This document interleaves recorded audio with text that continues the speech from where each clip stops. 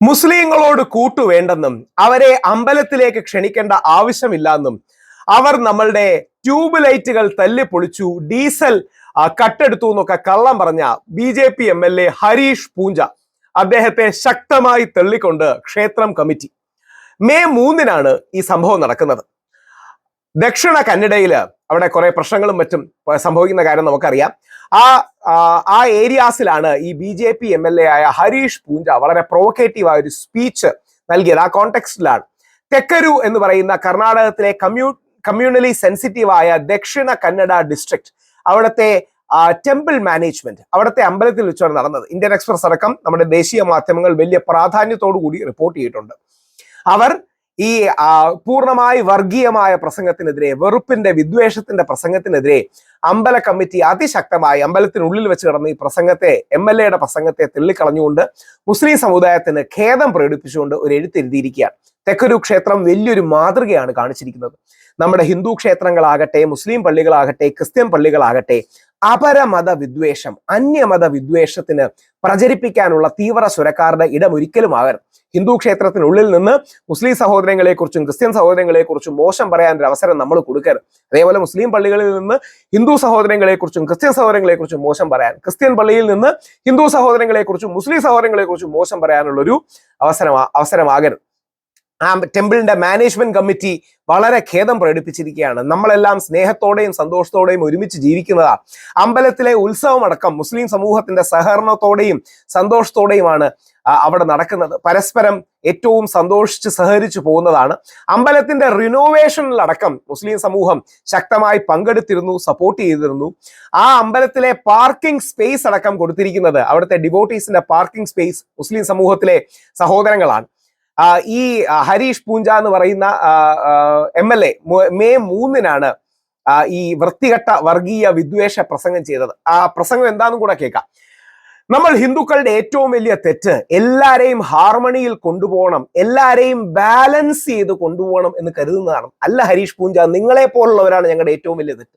നിങ്ങളെ പോലുള്ള തീവ്ര ഹിന്ദുത്വവാദികളാണ് ഈ നാടിന്റെ ശാപം. അതൊരു പാർട്ടിയുടെ അല്ല, കോൺഗ്രസോ BJP എന്നുള്ളതല്ല. നിങ്ങളെ പോലെ ഗോഡ്സെയുടെ മനസ്സുള്ള ഈ ഗോഡ്സേവാദികളാണ് ഈ നാടിന്റെ ശാപം.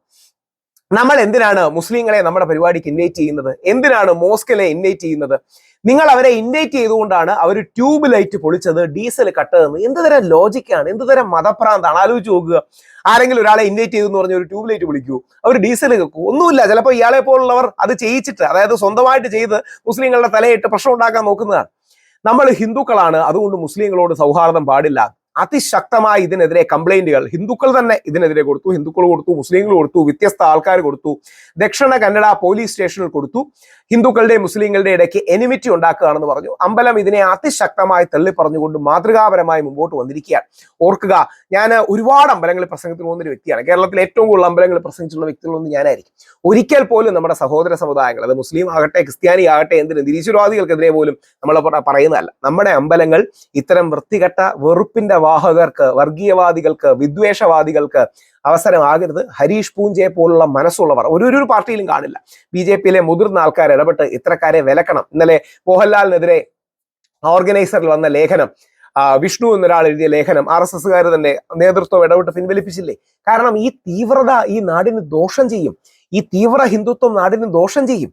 അവിടെയാണ് ഹിന്ദുത്വം വേറെ, ഹിന്ദു വേറെ, ഇസ്ലാം വേറെ, ഇസ്ലാമിസം വേറെ, ക്രിസ്ത്യാനി വേറെ, തീവ്ര മതപരിവർത്തനവാദം വേറെ എന്ന് തിരിച്ചറിയേണ്ടത്.